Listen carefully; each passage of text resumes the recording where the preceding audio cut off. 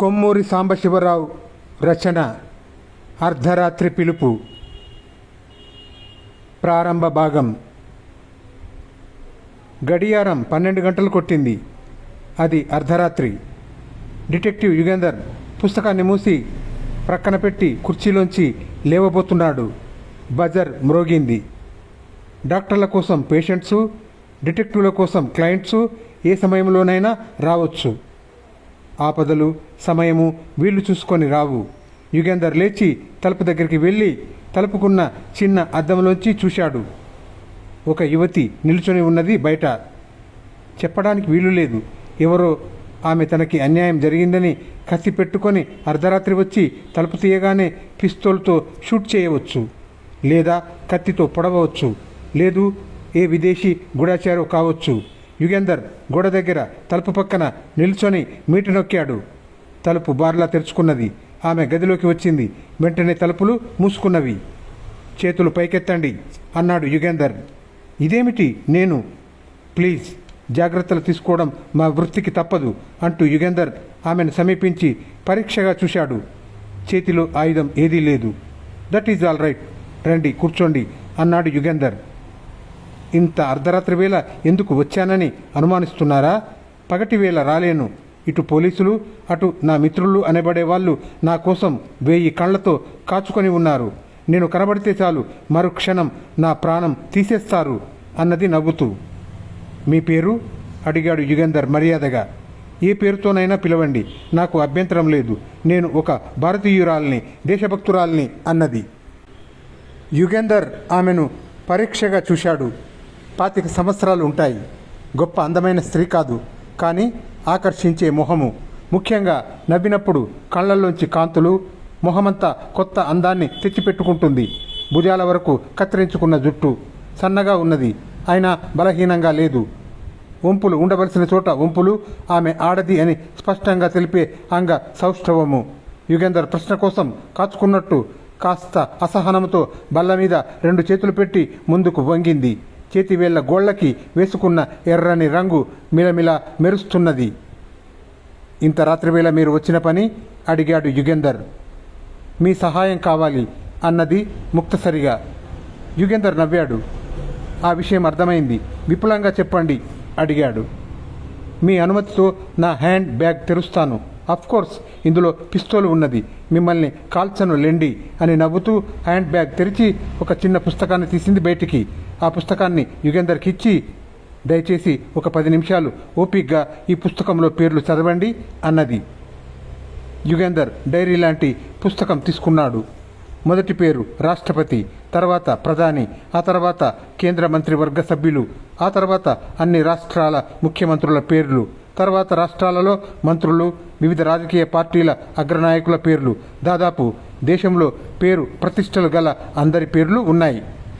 ఇదేమిటి, who is who పుస్తకమా? అడిగాడు యుగేందర్ నవ్వుతూ. ఒక రకంగా అటువంటిదే అన్నది ఆమె. చూశాను. తర్వాత? అడిగాడు యుగేందర్. వీరందరూ మరణిస్తే దేశం ఏమవుతుంది? అడిగింది ఆమె. దేశం ఏమవుతుంది? ఏం కాదు, ఎక్కడికి పోదు, ఇక్కడే ఉంటుంది అన్నాడు యుగేందర్. నేను పరిహాసానికి అనలేదు యుగేందర్ గారు. మీ దేశభక్తిని ఎవరు శంకించలేరు. భారతదేశ క్షేమం కోసం, అభివృద్ధి కోసం మీరు మీ ప్రాణాన్ని అయినా ఇస్తారని నాకు తెలుసు అన్నది ఆమె. థ్యాంక్స్. ఈనాడు మన దేశం రాజకీయంగా, ఆర్థికంగా ఏ దుస్థితిలో ఉందో ఆలోచించండి.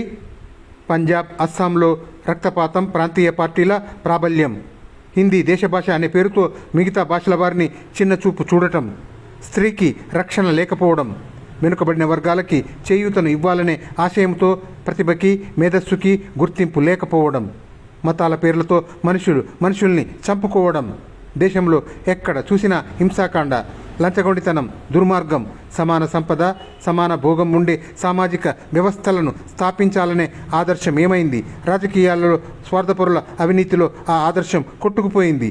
మంచికి, ధర్మానికి, న్యాయానికి, ప్రతిభకు ఈ దేశంలో స్థానం లేదు కాస్త ఆవేశంతో అన్నది ఆమె. అమ్మా, ఈ అర్ధరాత్రి వేళ రాజకీయాలు చర్చించేందుకు నాకు ఓపిక, తీరిక, కోరిక లేవు, క్షమించు అన్నాడు యుగేందర్ విసుగ్గా. నేను రాజకీయాలు చర్చించడం లేదు. యథార్థం చెప్పాను.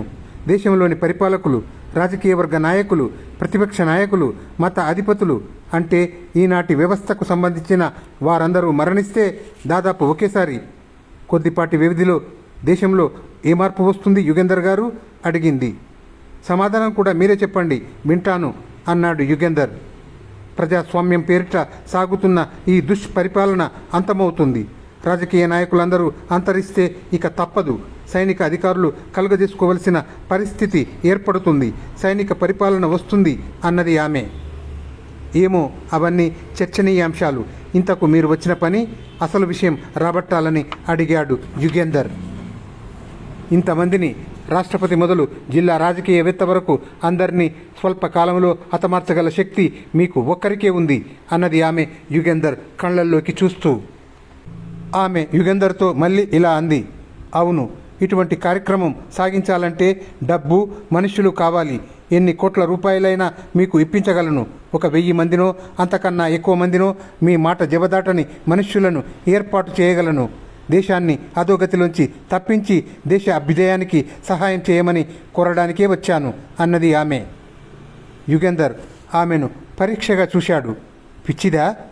లేక ఒకవైపు పోలీసులు, ఇంకోవైపు నీ మిత్రులు నిన్ను చంపడానికి ప్రయత్నిస్తున్నారు అన్నావు. దేనికి అడిగాడు యుగేందర్. చెబుతాను.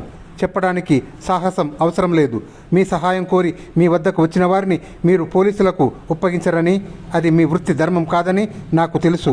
నేను కొంతకాలం క్రితం ఒక రాజకీయ పార్టీలో చేరాను. పేదల రక్తాన్ని తాగుతున్న భూస్వాములని, పెట్టుబడిదారులని హతమారిస్తే సామాజిక వ్యవస్థ బాగుపడుతుందని నమ్మాను.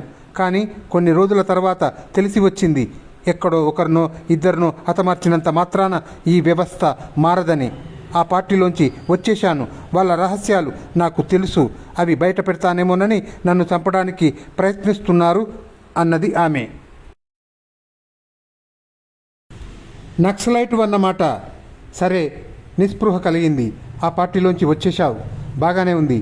పోలీసులు నిన్ను అరెస్టు చేయవచ్చు, అంతేకాని చంపుతారని ఎందుకు అనుకుంటున్నావు అడిగాడు యుగేందర్. మీలాంటి వారు నన్ను పోలీసులకు ఒప్పగిస్తే చంపేయకపోవచ్చు, కానీ నేనే పోలీసులకు చిక్కితే కథ వేరుగా ఉంటుంది. ఆ విషయం చర్చించడం దేనికి? నేను కోరినా? అవును, ఆ విషయం ముఖ్యం. అంతమందిని చంపే శక్తి సామర్థ్యాలు నాకున్నాయని నువ్వు అంటున్నావు. సరే, ఉన్నాయని నేను అంగీకరిస్తానే అనుకో. అంత డబ్బు, అంతమంది మనుషుల్ని నువ్వు నాకు ఎలా ఏర్పాటు చేస్తావు? నీ వెనక నీకు నాకు సహాయం చేసే పార్టీ ఏదైనా ఉన్నదా? సైనిక సిబ్బంది నీకు సహాయం చేస్తామన్నారా? లేక ఏదైనా విదేశ? లేదు, ఒక విదేశ గూఢచారినిగా నేను వ్యవహరిస్తాను అనుకున్నారా? నేను భారతీయురాల్ని, నేను దేశభక్తురాల్ని. మొదటే చెప్పాను, ఏ విదేశానికి సంబంధం లేదు, సైనిక వర్గానికి అసలు సంబంధం లేదు. దేశ క్షేమము, అభ్యున్నతి కోరే కొంతమందిమి మేము. వివరాలు చెప్పలేను, క్షమించండి, పూనుకున్నాము అన్నది ఆమె. అమ్మా, నీ చిత్తశుద్ధిని నేను శంకించడం లేదు, నీ దేశభక్తిని నేను అనుమానించడం లేదు. కానీ నీ ఆలోచనలు వక్రగతిని పట్టినందుకు చింతిస్తున్నాను. దేశంలో పరిస్థితులు బాగున్నాయని కానీ, మార్పు అవసరం లేదు అని కానీ నేను అనను. విప్లవం కావాలి, విప్లవం రావాలి. హింసతో, రక్తపాతంతో వచ్చే విప్లవంలోంచి ఇంకో విప్లవం వస్తుందే కానీ శాంతి భద్రతలు రావు. రాజకీయ, ఆర్థిక, సామాజిక వ్యవస్థలో మార్పు రావాలంటే నీలాంటి యువకులు నడుం బిగించి ప్రజలలో చైతన్యం కలిగించి మార్పు తీసుకురావడానికి ప్రయత్నించాలే కానీ హింసాకాండకు పూనుకోకూడదు. ఇటువంటి పని నేను చేస్తానని నువ్వు, నీ సహచరులు ఎందుకు అనుకున్నారో నాకు తెలియటం లేదు. వెళ్ళమ్మా, వెళ్ళు. నువ్వు న్యాయబద్ధంగా బతకాలని నిశ్చయించుకుంటే మళ్ళీ రా, నా చేతనైన సహాయం చేస్తాను. అంతేనా అడిగింది. అంతే అన్నాడు యుగేందర్. అయితే ఆ పుస్తకాన్ని నాకు ఇచ్చేయండి. యుగేందర్ ఆ పుస్తకం ఆమెకిచ్చాడు. పుస్తకాన్ని తెరిచి బల్ల మీద ఉన్న పెన్ను తీసుకొని చివరి పేజీలో డిటెక్టివ్ యుగేందర్ పేరు వ్రాసింది. సారీ, ఈ వ్యవస్థకు సంబంధించిన వారినందరినీ హతమార్చాలి, తప్పదు అన్నది. చివరన నా పేరు వ్రాయడం కన్నా ముందు వ్రాస్తేనే మీకు మంచిదేమో, లేకపోతే మిమ్మల్ని పట్టుకుంటాను, మీ పథకం సాగనివ్వను అన్నాడు యుగేందర్ నవ్వుతూ.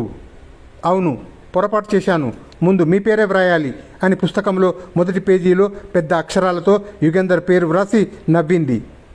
జాబితాలో ముందు మీ పేరు వ్రాయడమే కాదు, మా కార్యక్రమం కూడా మీ హత్యతోనే ప్రారంభం చేయటం సబబుగా ఉంటుంది అంటూ చటుక్కున హ్యాండ్ బ్యాగ్లోంచి పిస్తోల్ బయటికి తీసి డిటెక్టివ్ యుగేందర్ ఛాతి మీద గురిపెట్టింది.